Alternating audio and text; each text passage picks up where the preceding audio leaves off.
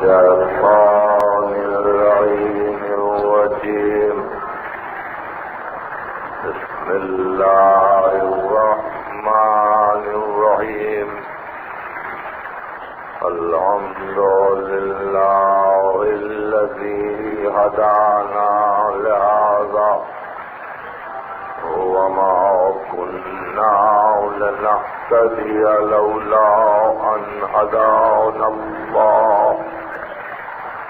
لقد جاءت رسل ربنا بالحق والصلاة والسلام على النبي الأمي الخاتم لما سبق والفاتح لمن غلق المعلن الحق بالحق بالقادم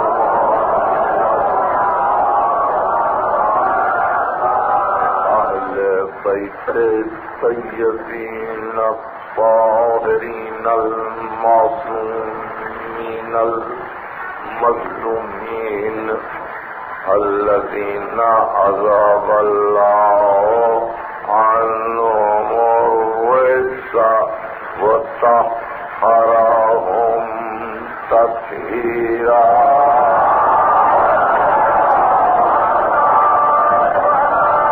أما بعد فقد قال الله سبحانه وتعالى في محكم كتابه الحكيم. بسم الله الرحمن الرحيم. تبارك الذي نزل الفرقان على عبده ليكون للعالمين نذيرا.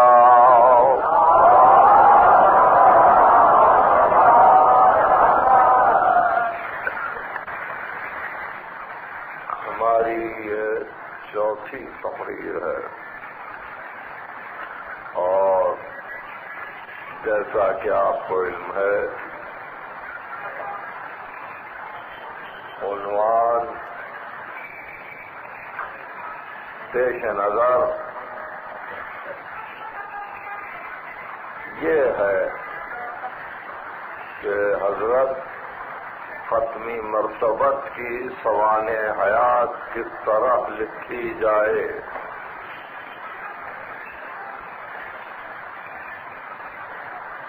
وقت کا تقاضا یہ ہے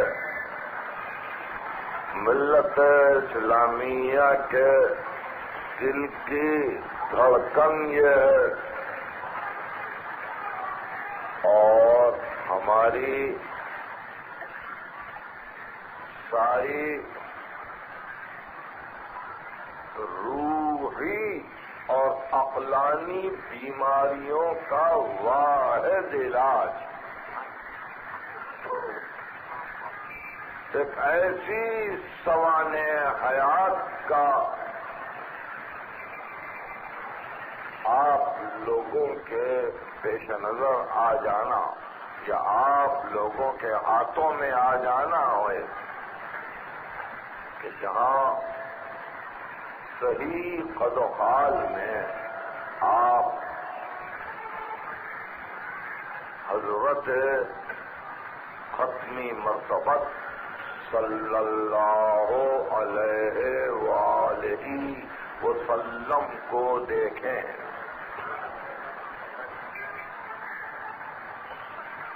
محرم کی ان مجلسوں میں میری واحد تمنا یہی ہے کہ یہ فکر تکمیل پا جائے. کل جن مسائل پر گفتگو ہو رہی تھی اگر وہ مسائل محفوظ ہیں تو ہم وہیں سے آگے بڑھیں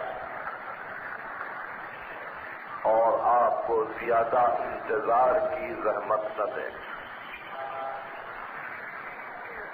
مقصد کائنات یا مقصد خلقت کائنات صرف یہ ہے کہ مراتب علم الہی کا ظہور ہو اور اس طرح سے ساری کائنات اور اس کا ذرہ ذرہ علم ہی علم ہے.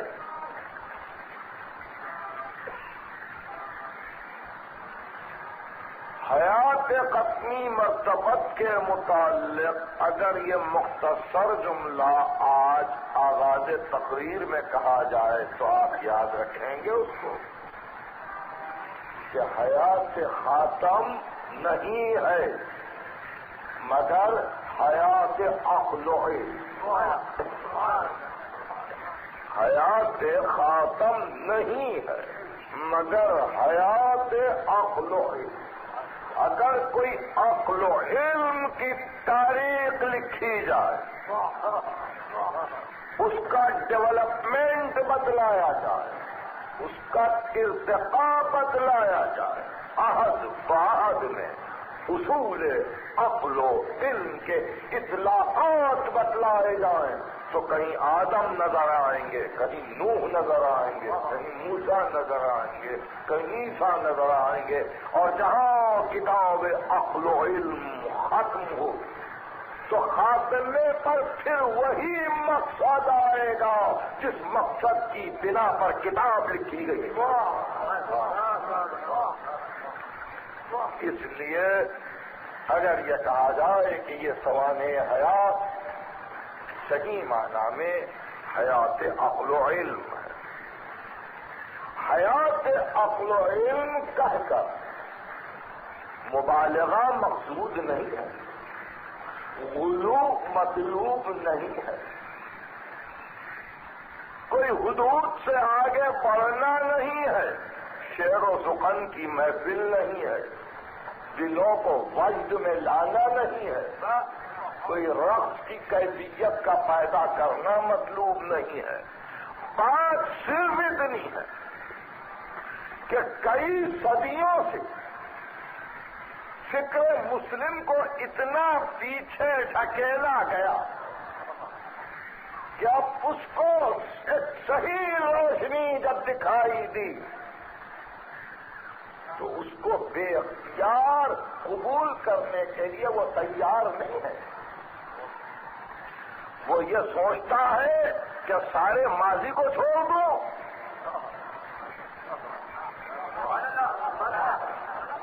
کہ سارے ماضی کو چھوڑ دو اور وہ ماضی کہ جس سے نسبتیں ہیں, اضافتیں ہیں, دل کا تعلق ہے, باپ دادا پردادا جس ماضی سے وابستہ رہے ہیں سب کو چھوڑ دو. تو ہاں حکم عقل و علم یہی ہے,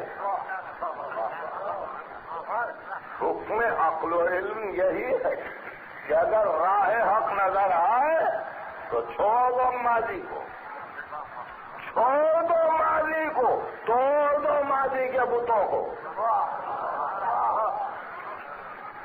اور اس طرح سے حقیقت تک پہنچنے کی کوشش کرو. وہ روشنی جو نظر آ رہی ہے, ایک بات یہ بھی ہے کہ وقت کا تقاضا ہے, یا یہ بھی کہ اب ماضی کی تاریکیوں کے مجبور ہوگا انسان خود چاہتا ہے کہ کوئی راہ نکلے, یا پھر یہ کہ علوم کی عہد باہد کی ترقیوں نے کچھ سمجھنے کا موقع دیا ہے, مگر میں یہ ساری نسبتیں اور اضافتیں اغیار کو کیوں دوں؟ میں یہ کہتا ہوں قرآن بھی پڑھا ہے ملت نے, ملت نے قرآن پڑھا ہے، تو کیا بات ہے کہ ملت قرآن کو پڑھتی ہے اور محمد کو نہیں سمجھتی؟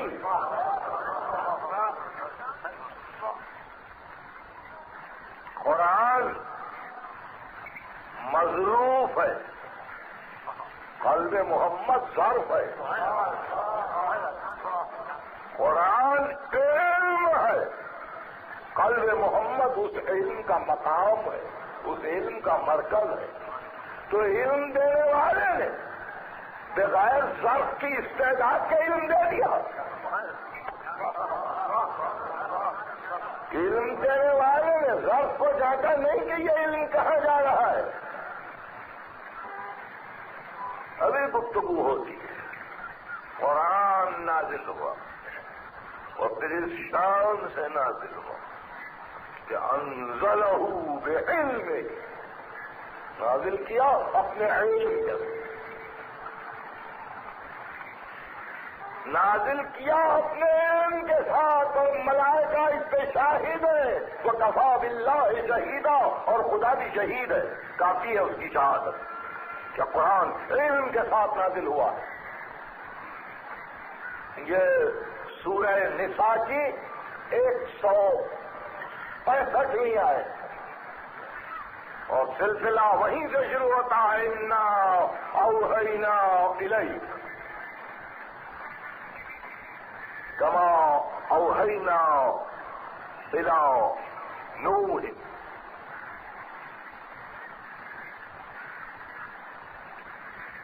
اور پھر اس کے بعد پورے انبیاء کے تذکرے آئے کہ جیسے ہم نے وحی کی ابراہیم کی طرف، اسماعیل کی طرف، اسحاق کی طرف، یعقوب کی طرف، اسباط کی طرف، عیسیٰ کی طرف، جیسے ہم نے وحی کی ایوب کی طرف، یوسف کی طرف، سلیمان کی طرف، وَآتَيْنَا دَاوُودَ زَبُورًا رسلا قد قصصناهم علیک ورسلا لم نقصصهم علیک۔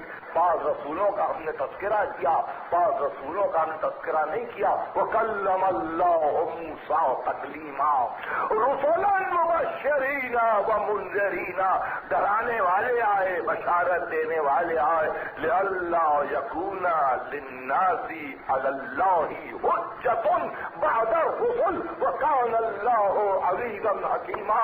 ہم نے رسول اس لیے بھیجے کہ انسانیت اللہ کے مقابل میں کوئی حجت قائم نہ کرے کہ ہم تو ترقی چاہتے تھے مگر ترقی دینے والا کون تھا، ہم علم چاہتے تھے علم پہنچانے والا کون تھا، ہم دنیا کے دھارے میں بہے جا رہے تھے ہمارا ہاتھ تھامنے والا کون تھا۔ اس لیے لقد ارسلنا رسلنا تترا، ہم نے لگاتار مسلسل رسول بھیجے، اور پھر اس کے بعد جب تجھ پر کتاب کو نازل کیا، انزلہ بعلمہ، ہمارے علم کے ساتھ اپنے کتاب کو نازل کیا ہے۔ وکفیٰ باللہ شہیدا، اور خدا شہید ہے، ملائکہ شہید ہے۔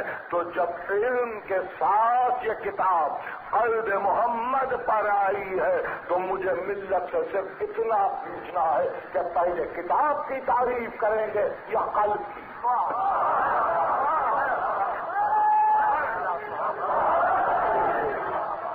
آہستہ آہستہ آگے بڑھیں، پہلے کتاب کی تعریف کریں گے یا قلب کی؟ بعض احادیث میں اور ایک مقام پر کنز العمال میں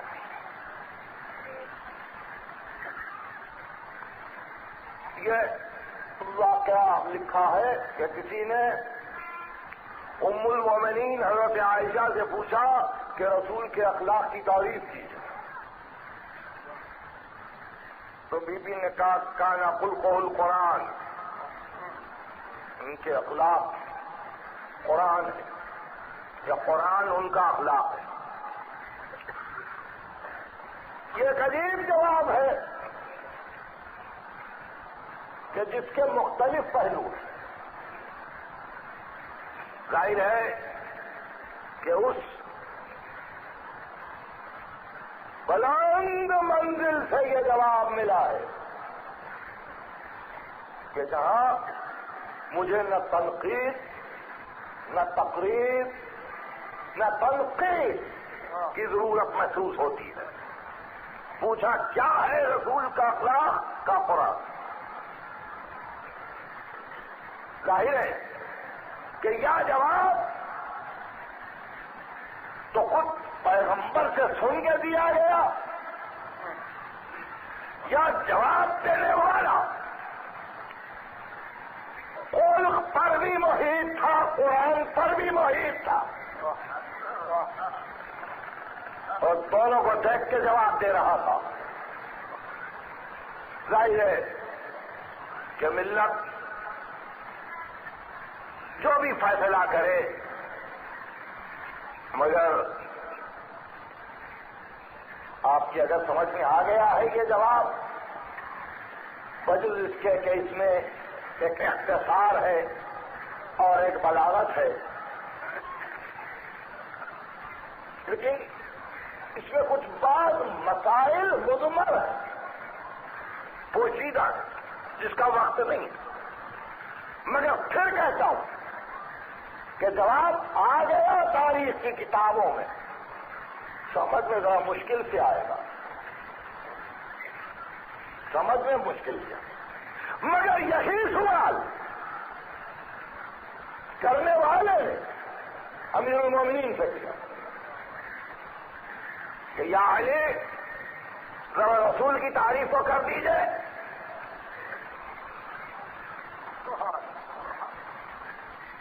رسول کی تعریف کر دیجئے. سوال اس سے کیا ہے کہ جس کو کائنات میں تنہا اس بات کا حق پہنچتا ہے کہ وہ دعویٰ کرے کہ سوال کرو.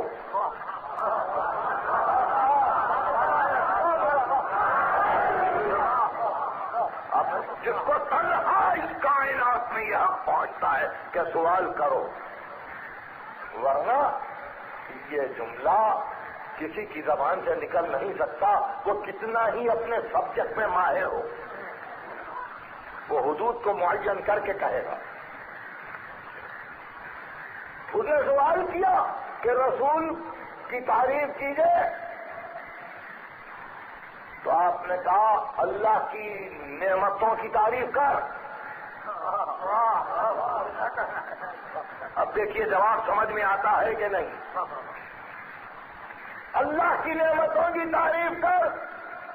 اس نے گھبرا کے کہا میں اور اللہ کی نعمتیں, یہ ہوا, پانی, یہ عناصر, یہ ایک ایک سانس میری, یہ زندگی, یہ حیات, یہ ساری کائنات, یہ صبح و شام کا تغیر, یہ موسموں کا تبدل, یہ زمین کی سرسبزی و شادابی, یہ بارش, یہ رحمت, یہ دریا, یہ پہاڑ, میں اور اس کی نعمتوں کو گن دو.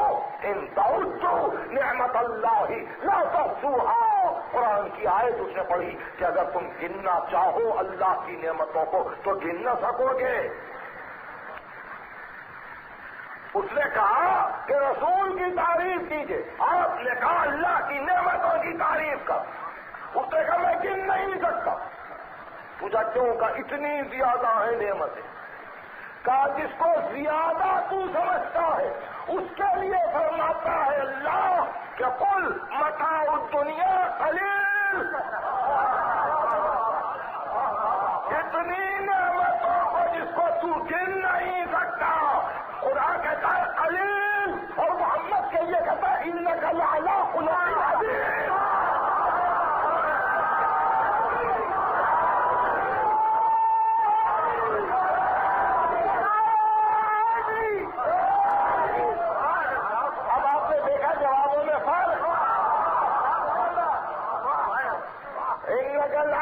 خلق عظیم, اور جس کو خالق عظیم کہے. ساری متاع دنیا قلیل ہے.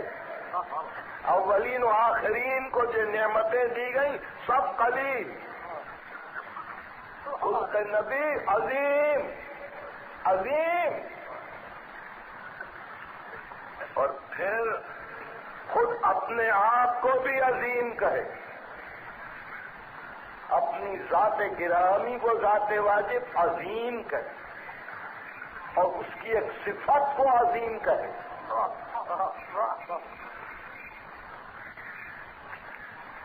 تو یہ قرآن کے ساتھ جو وابستگی ذات خاتم کو وہ اس لیے قابل فہم ہے اور اسے غور کرنے کی ضرورت اس لیے ہے کہ کیا وقت نہیں ہے یہ معلوم کرنے کا، کیا وقت نہیں آیا اس دریافت کا کہ یا مسلمان قرآن کو سمجھے یا پھر قلب رسول کو سمجھے. میں سمجھتا ہوں کہ دن اور رات کی تلاوت کے باوجود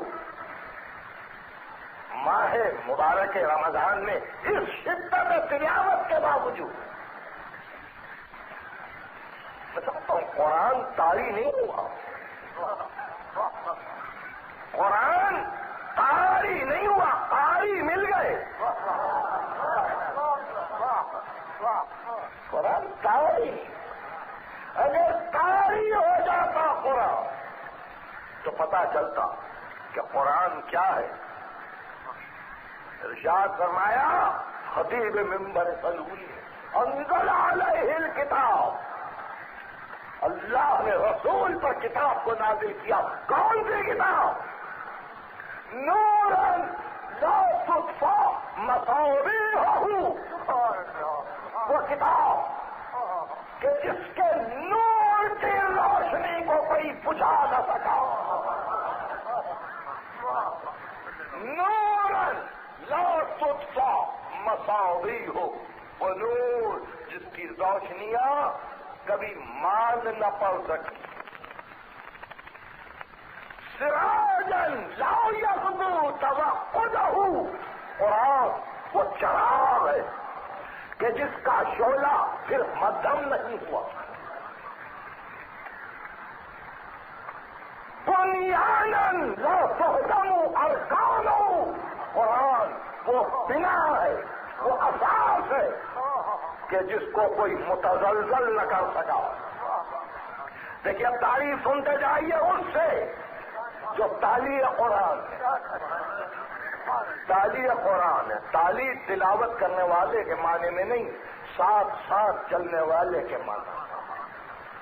والقمر اذا تلاہا، ارشاد فرمایا کہ یہ قرآن وہ ہے کہ سراجن لا یغبو توقدہ، کہ وہ چراغ جس کی روشنی مان نہیں پاتی. بحرن لا یدرک قعرہ، وہ دریا ہے جس کی تاہ نہ مل سکتی. بحرن لا یدرک قعرہ، انسان لا یغلل اعوانہ، قرآن وہ دولت ہے، وہ سلطنت ہے کہ اس کی مدد کرنے والے کبھی شکست نہیں کھاتے. وہ حقاً لا یہزم انصارہ، اور وہ حق ہے قرآن کہ جس کی مدد کرنے والے کبھی منہ نہیں موڑتے. ارشاد فرمایا قرآن کو پہچاننا چاہتے ہو، معدن العلم وہ بہو، یہ علم کا معدن ہے، علم کا سرچشمہ ہے جہاں سے علم پھوٹ پڑتا ہے. معدن العلم وہ بہو، ریاض العدل وہ قدران، یہ عدل کا باغ ہے جس میں ہر طرف سبزہ ہی سبزہ ہے، شادابی ہی شادابی. اساسی الاسلام وہ بنیاد ہو، یہ اسلام کا وہ اساس ہے، اسلام کا کی وہ بنیاد ہے کہ جس کی بنیادیں ہمیشہ ہمیشہ کے لیے محکم ہیں. جعلہ اللہ، اللہ نے قرآن کو قرار دیا ریان لعطش العلماء، صاحبان علم کی پیاس بجھانے کا واحد ذریعہ قرآن ہے، وربیعاً لقلوب الفقہاء، اور فقیہوں کے دلوں کی بہار قرآن ہے، مہاجن لطرق الصلحاء، اور صالح بندوں کی حجتوں کے لیے ایک راستہ قرآن ہے، آیتاً لمن تبسم، فکر کرنے والے کے لیے اللہ کی نشانی ہے، فکر کرنے والے کے لیے اللہ کی ایک نشانی ہے، حدیثاً لمن وعا، جو روایت کرے اس کے لیے حدیث ہے، علماً لمن وعا، جو محفوظ کرے اس کے لیے علم ہے، حکماً لمن قضا، جو فیصلہ دینا چاہے اس کے لیے حکم ہے۔ میں نے چند جملے یاد کیے، امیر المومنین نے قرآن کی خاصیتیں بیان کی، علماء نے گن کے بتلایا ہے، اس خطبے میں 42 خصوصیتیں بتلائیں، 42 خصوصیتیں بتلائیں۔ بعد میں بات آتی ہے، کوئی خیال اور نہ کرے، بولنے والا تھک کر جب کچھ رکنا چاہے تو شاید ایسی باتیں کرتا ہے۔ ہم نے بھی تاریخ کو الٹ پلٹ کے دیکھا، کسی نے قرآن کی تعریف بھی نہیں کی۔ اگر ہے آپ کی نظر میں تو یہ خطبہ اس کے مثال میں بتلائیے۔ قرآن نے یہ دعویٰ کیا تھا کہ ہم جیسی ایک صورت لائیے، ہم کہتے ہیں قرآن کی تعریف میں جو خطبہ دیا گیا ہے ایسا ہے خطبہ تاریخ اسلام میں کہیں بتلا دیجیے، آپ کو نہیں ملے گا۔ اس لیے ہاتھ پہنچتا ہے صحیح مسلم کو کہ رسول نے کہا علی مع القرآن والقرآن معہ۔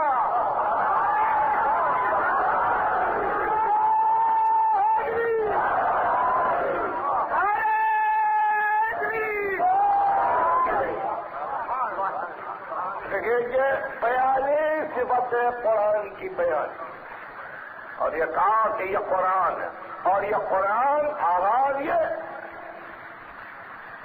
کہ نازل کیا اپنے رسول ان خصوصیات کے ساتھ۔ تو مجھے صرف پھر آج یہ پوچھنا ہے کہ کچھ ظرف کو سمجھیں گے؟ جہاں نازل کیا ہے اس محل کو سمجھیں گے؟ نزل به الروح الامین علی قلبک، جبرائیل تیرے دل پر قرآن لائے، کوئی بتائے کہ قلب محمد کی وسعت کیا ہے؟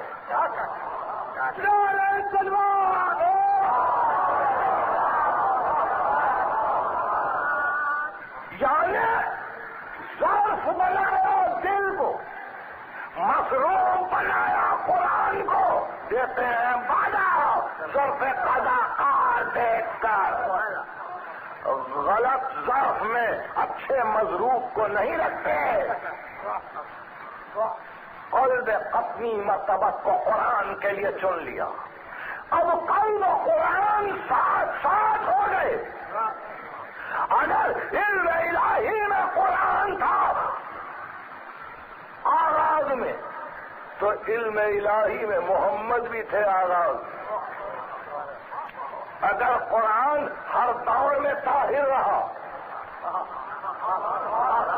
یہ کل کی گفتگو، تو ختمی مرتبت بھی ہر دور میں طاہر رہے۔ یہی وجہ تھی کہ صاحب کنز الامال نے جب مسلسل 11 حدیثیں ختمی مرتبت سے نقل کی کہ پیغمبر نے فرمایا کہ میرے باپ اور میرے دادا اور میرے پردادا نے جب کبھی توالد اور تناسل کے سلسلے کو پسند کیا تو نکاح کیا۔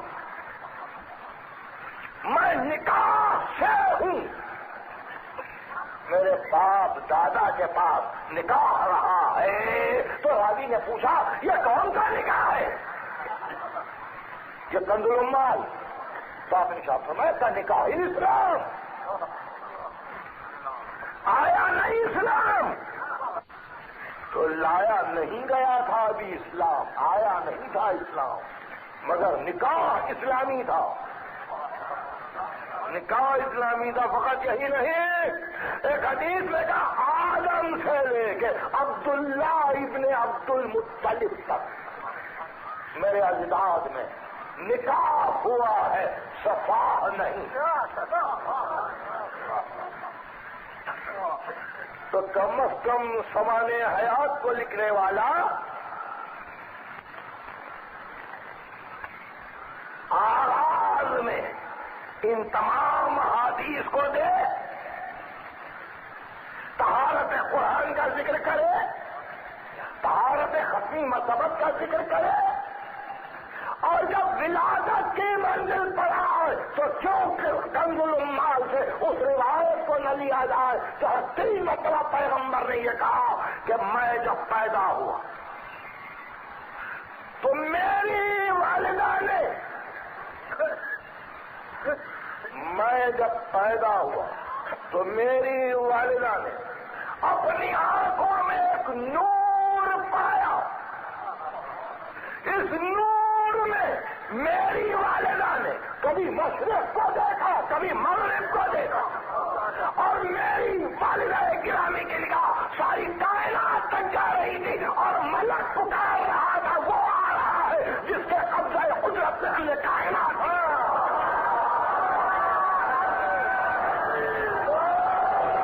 یہ میری کتاب نہیں ہے, یہ شیعہ فرقے کی کتاب نہیں ہے, یہ کنز الاموال کا حوالہ دے رہا ہوں کہ میری والدہ نے نور کے عالم میں مشرق و مغرب کو دیکھا. تو کیوں سوانح حیات کا لکھنے والا اس روایت کو چھوڑ رہا ہے؟ تذکرہ ولادت میں اس روایت کو کیوں چھوڑا جاتا ہے؟ آغاز میں تو لکھنا ہی ہے کہ میں انبیاء کے ساتھ, نہیں, کچھ اور آگے, کچھ اور آگے. اسی کے بعد ارشاد فرماتے ہیں کہ 250 سے مسلسل حدیثیں پڑھ رہا ہوں. اس کے بعد فرماتے ہیں کہ اللہ نے مجھے ایک ایسے دور کے لیے پسند کیا جہاں اس کا امر درجہ کمال پر آئے. بہت غور سے سن رہے ہیں, ورنہ مجھ سے پہلے میری ایک ایک صفت کو ایک ایک نبی کے حوالے کیا, میری ایک ایک صفت کو ایک ایک نبی کے حوالے کیا, اور جب میں آیا تو وہ سارے صفات مجھے دیے. تو فقط شعر کی حد تک رہ گیا. اس نے یوسف دم عیسائیت بیضاداری اور تاریخ میں نہ آ سکا. یہ سوانح حیات کا لکھنے والا یہ نہ لکھ سکا. ہم گھبرا گئے, ہم گھبرا گئے, اور ہم یہ سمجھ گئے کہ یہ عوام نہیں سمجھیں گے, یا یہ کہ اگر مغرب کا کوئی پڑھنے والا اس کا ترجمہ کر کے پڑھے تو یہ سمجھے گا کہ مسجود کی بڑھ ہے. یہی تھا نا, احساس کمتری پیدا ہوا. احساس کمتری کا نتیجہ یہ ہوا کہ آپ نے اپنے پیغمبر کو ایک معمولی سا انسان بنا کے پیش کیا, اور جب اب اس نے پڑھا اس کا ترجمہ تو اس میں بہت سی غلطیاں نظر آئیں. اب اس غلطیوں کو ریپروڈیوس کیا تو آپ کے دل جل گئے. غلطی تو ہم نے کی. یہی ہوتا کہ دنیا یہ کہتی کہ یہ دیوانے ہیں کہ قطنی مرتبت کی اس طرح سے تاریخ لکھتے, یہ دیوانے ہیں کہ قطنی مرتبت کی اس طرح تاریخ لکھتے. مگر میں صرف اتنا پوچھتا ہوں کہ کسی سے ڈر کے یا کسی سے مرعوب ہو کے آپ کیا اپنی حقیقتوں کو بدل دیں گے؟ کسی سے ڈر کے کسی سے مرعوب ہو کے آپ اپنی حقیقتوں کو بدل دیں گے؟ جہاں کچھ نہیں ہے وہاں باپ بنے, بیٹا بنے, روح القدس بنے.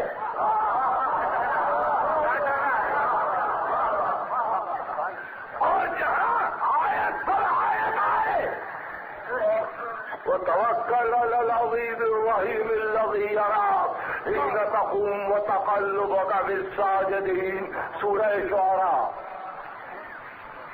تو مجال نہیں ہے زبان آیات لکھنے والے کی کہ اس آیت کو داخل کرے زبان عمری میں۔ ارے کم از کم اتنا تو ہو جائے کہ جتنی آیتیں سرکار کے لیے آئی ہیں وہ ایک جگہ جمع کر دی جاتی، وہ ایک جگہ جمع کر دی جاتی اور اس کے بعد کہا جاتا کہ یہ مطالب اور یہ معنی سب بنا ہے۔ مگر جو کچھ ہوا ڈیلیبریٹلی ہوا، جو کچھ ہوا عملاً ہوا، اور کوشش اس عمل کی گئی کہ جس قدر ہو سکے ان کی زندگی کے اس پہلو کو اجاگر کیا جائے کہ سوتے اس طرح سے تھے، نہاتے اس طرح سے تھے، طہارت کے لیے وہاں جاتے تھے، دیوار کے پیچھے کبھی جا کے بیٹھ جاتے تھے، اور رات کو بندگی کی منزل پر آتے تو دیکھتے کہ گھر میں جگہ نہیں ہے تو کسی ایسے گوشے میں مجبوراً کھڑے ہو کے عبادت کر لیتے جہاں سونے والے سوتے رہتے، یہ نماز پڑھتے۔ نہیں فقط یہی نہیں بلکہ یہ بھی کہ کبھی دنیا کے متعلق کسی سے کچھ کہہ دیتے کہ دیکھو کھجور کے درخت یوں بھی لگا سکتے ہو، اور وہ لگا کے اگر ناکام ہو جاتے تو یہ کہتے کہ میں کاشتکار نہیں ہوں، نقصان ہو گیا تو میں کیا کروں، میں تو نبی ہوں۔ تو دیکھیں اس منزل تک پہنچایا ہے، اس منزل تک پہنچایا ہے فقط اتنی سی بات کے لیے کہ اگر قرآن کے بتائے ہوئے معیار پر نبی جائے تو پھر اس سلسلے کو کون باقی رکھے؟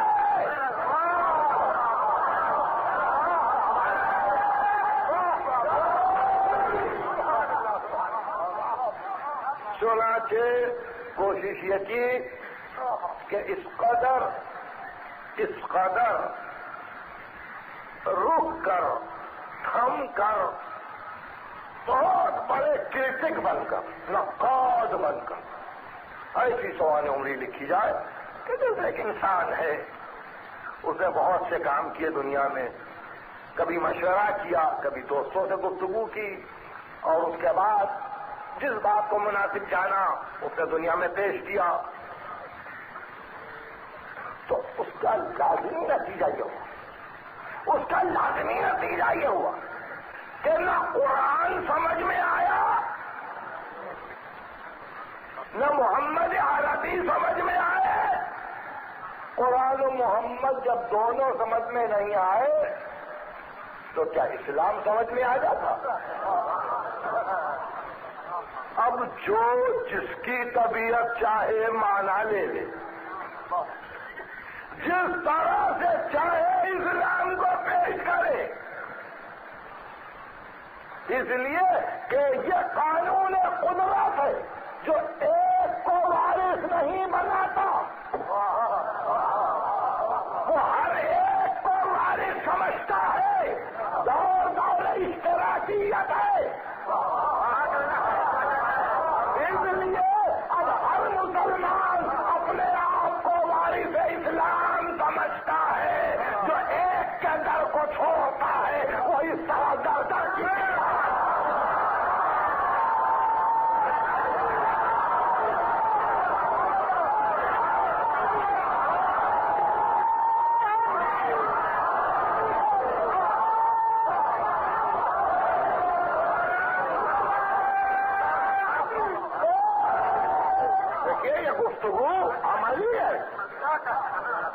کسی منزل پر دیکھیے، اپنے مطبوعات کو دیکھیے، اپنے رسائل کو دیکھیے، اعلانات کو دیکھیے، مختلف مقامات پر مختلف ارشادات کو دیکھیے، ایسا معلوم ہوتا ہے کہ وارثان اسلام گفتگو کر رہے ہیں،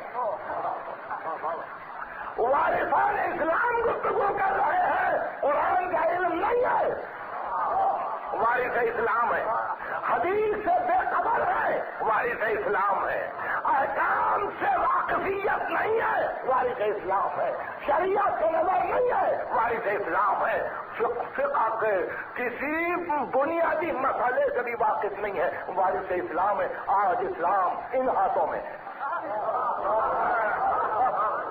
آج اسلام ان ہاتھوں میں ہے تو تعجب کا مقام نہیں ہے، تعجب کا مقام نہیں ہے، ہمیشہ ایسا ہی ہوا بعد رسول۔ ایک منزل ایسی آئی کہ اسلام رہ گیا فقط 72 کے ہاتھ میں۔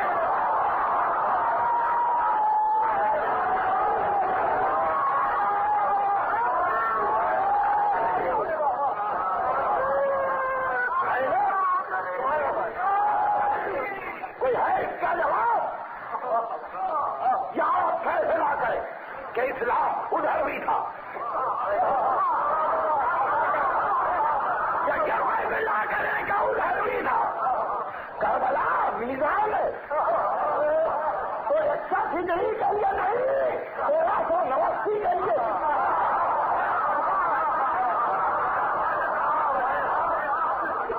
کربلا میزان ہے، کربلا توڑ رہی ہے کہ دیکھو 72 آئے تھے، 72 آئے گئے اور 72 نے یہ طے کر لیا تھا کہ ہم میں سب عبادت گزار کہی مگر وارث ایک ہے۔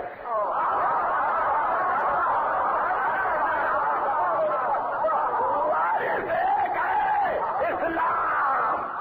اسلام نام ہے، نام ہے عینیت رسول کا، اسلام نام ہے منیت رسول کا۔ میری باتوں کو سمجھنے کی کوشش کیجیے، اسلام نام ہے منیت رسول کا۔ اس حبیب کو علم تھا، زہیر کو علم تھا، مسلم نے اوسجا کو یہ علم تھا کہ اسلام نام ہے منیت رسول کا، یہ منیت رسول کا فائل ہے۔ والذین آمنوا واتبعتهم ذریتهم بإیمان فألحقنا بهم ذریتهم، وہ لوگ جو ایمان لائے اور ان کی ذریت میں ایمان نے ان کی پیروی کی، ہم نے ان کی ذریت کو ان سے ملحق کر دیا۔ وما ألقنا من عملهم من شيء، ہم نے ان کے عمل میں کوئی کمی نہیں کی، ایک کو دوسرے سے متصل کر دیا۔ یہ منیت محمد کا نام ہے اسلام۔ مگر دنیا یہ سمجھتی رہی، کربلا تو گلا ہے کہ دنیا یہ سمجھتی رہی کہ رائے کی حکومت اسلام ہے۔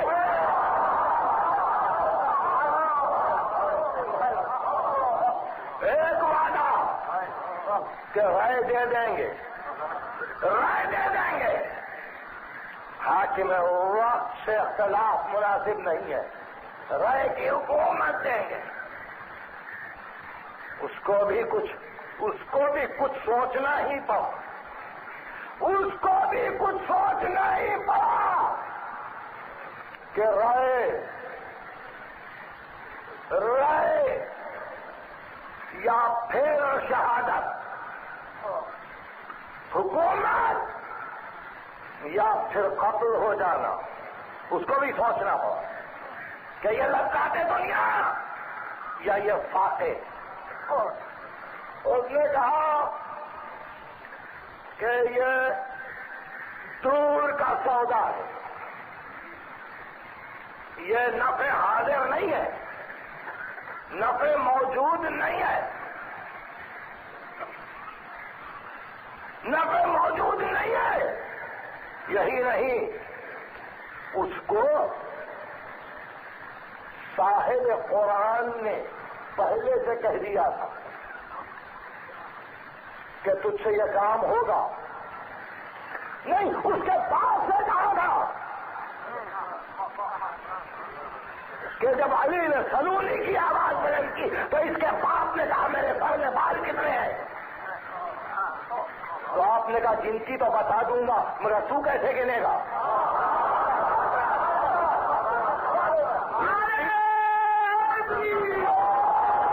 گنتی تو میں بتا دوں گا، صادق نے ابھی وقاص میں بتا دوں گا کہ تیرے سر میں بال کتنے ہیں، مگر تو کیسے تصدیق کرے گا میری؟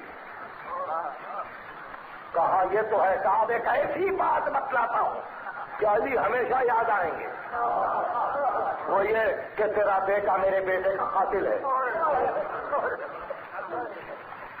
تیرا بیٹا میرے بیٹے کا قاتل ہے۔ اس نے گھر میں جا کے کہا نہیں، ایک رائے کا بہانہ تھا، فطرت مائل تھی، رات بھر عمر سعد ٹہلتا رہا، نمازیں بھی ہوئی، صبح کی اذان ہوئی اور اس نے فیصلہ کیا رائے کیوں؟ اس لیے کہ اس نے دیکھا کہ اگر میں مرکز اسلام کو بدل دیتا ہوں تو شاید طبیعت جواز پیدا کر لے کہ جو کہہ رہا ہوں وہ صحیح کہہ رہا ہوں، کہ جو حکومت وقت کے خلاف بغاوت کرے اس پر تلوار کھینچ لی جائے۔ پہنچا اور اعلان کیا اس نے، آج میں نے طے کر لیا۔ ایک رات عمر سعد کی یوں گزری، ایک رات گھر کی گزری،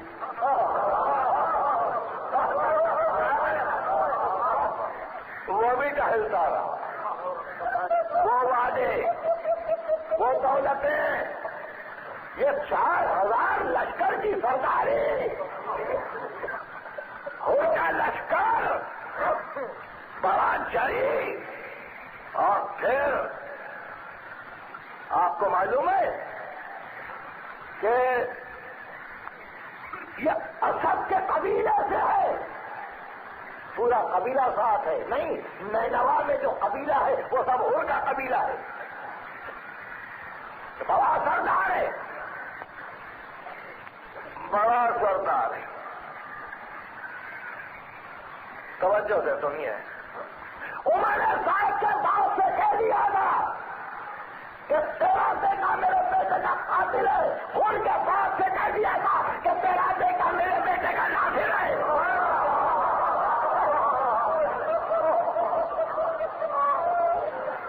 چھپی ہوئی بات نہیں، مگر اس کے باوجود فیصلہ کرنے کا اختیار تھا۔ اب عمر سعد بار بار بلائے کہ کیا فیصلہ ہوا، کیا طے کیا؟ کا کچھ نہیں معلوم، ابھی نہیں معلوم، وقت بتلائے گا، وقت بتلائے گا۔ میں نے گزشتہ محرم میں 9 تاریخ کو کسی نے سرکار میں اب کیا کہ حسین نے یہ طے کیا کہ اگر ایک رات کی مہلت اور دے دوں، مانگو نہیں،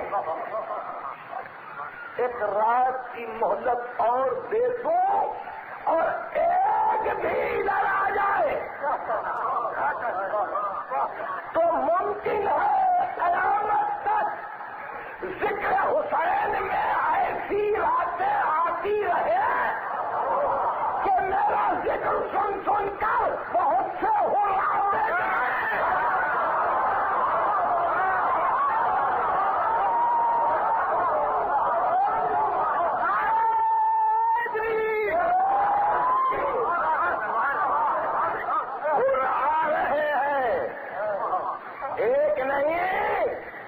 ہر دور میں آ رہے ہیں۔ جہاں آپ نے علم بلند کیا سمجھو کہ کوئی ہو آنے والا ہے، کوئی ہو آنے والا ہے، ہو ایک سمبل ہے، ہو ایک علامت ہے، ہو ایک نشانی ہے، ہو ایک خاص شخص کا نام نہیں ہے۔ جو فطرت آزاد لے کے وارث کو پہچان لے،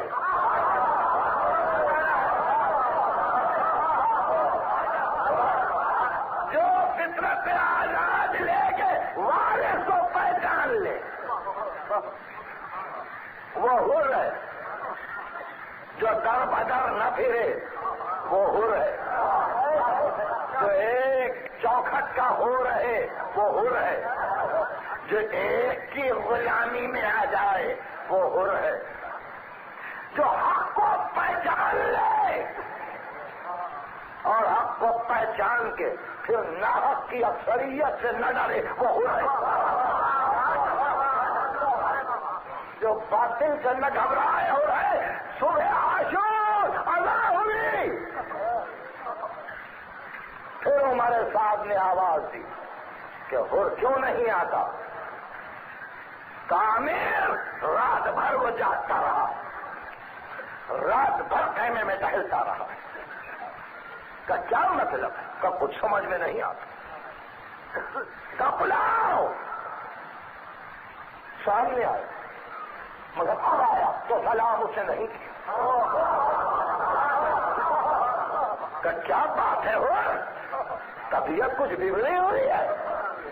کم میں تجھے سلام کے قابل نہیں سمجھتا. ہمارے صاحب نے کہا یہ انقلاب. کہا ہاں یہ انقلاب, یہ انقلاب کا کیا طے کیا. کہا اب یہاں نہیں رہنا, اب یہاں نہیں رہنا ہے. تمہارے ساتھ کی مجال نہیں ہے کہ ہر پہ حملہ کرے. ابھی ہر کے ساتھ لشکر ہے, فوج میں بغاوت کا اندیشہ ہے اور ہر کی شرافت یہ ہے, ہر کی شرافت یہ ہے کہ چونکہ آقا کی غلامی کا سکہ اب دل پہ جم چکا ہے اس لیے ہر بازی نہیں بننا چاہتا.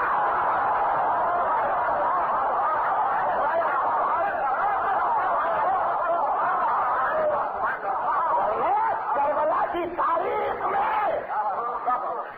ایک عجیب رنگ پیدا ہوتا اس واقعے سے کہ عمر سعد کے لشکر میں آپس میں اختلاف ہو گیا. فوجیں لڑ پڑی. ممکن ہے کہ یہ کہہ دیا جاتا کہ چونکہ اکثریت تمہارے ساتھ کے ساتھ تھی اس لیے فوجوں نے حسین کو قتل کر دیا. وہ آپس کا اختلاف تھا, پھر بھی راہ چھپ جاتا. اور چلا کہاں کا ارادہ ہے. کہا جاتا ہوں گناہوں کو بخشوانے کے, جاتا ہوں قدموں پر سر رکھ دوں گا. اور سوچ رہے کہ اب مجھ سے گفتگو نہ کر.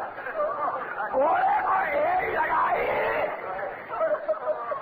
لگام کو کھینچا اور ایک مرتبہ جب رائے تیز چلا تو دیکھا پیچھے اور دو سوار آ رہے. الگ کے دیکھا دیکھتا تھا غلام تھا. گھبرا کے کا تم کا خوب بابا خوب اچھا پیسے لگ گیا. جب جنت میں جانے کا وقت آیا تو ہم کو چھوڑ دیا.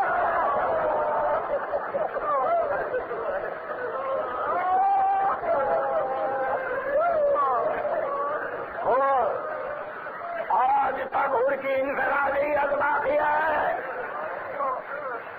آج تک ہر کی انفرادیت باقی ہے. ایک جملہ اور کہہ کے جاؤں اپنی منزل پہ.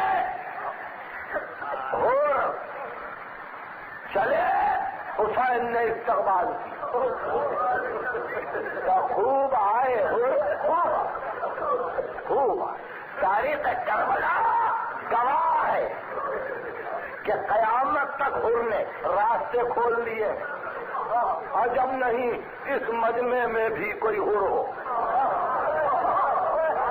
عجب نہیں کوئی آنے کے لیے تڑپ رہا ہو. عجب نہیں کوئی حسین کے قدموں پر جھکنا چاہتا ہو. عباس نے, علی اکبر نے اور محمد نے اس کا استقبال کیا. حر نے ہاتھ باندھ رکھے تھے. کہا جب تک آپ میری توبہ قبول نہ کریں گے یہ ہاتھ نہیں کھلے. فرمایا ہوں توبہ قبول, توبہ قبول. تو میرا ساتھی ہے, بس ہو گئی گفتگو. آج زیارت کرنے والوں کے لیے ایک عجیب بات اور ایک عجیب مسئلہ پیش ہے. بات یہ ہے کہ عباس کی لاش حسین نہ اٹھا سکے، یا یہ کہ عباس کی وصیت نہیں تھی اس لیے دریا پہ رہ گئے عباس اور روضہ الگ بن گیا. شہدائے کربلا سب حسین کے پائیں کی آئے مگر حر کا روضہ دور آ گیا. حر کا روضہ دور آ گیا. وہ دو ہی روضے ہیں جو الگ ہے.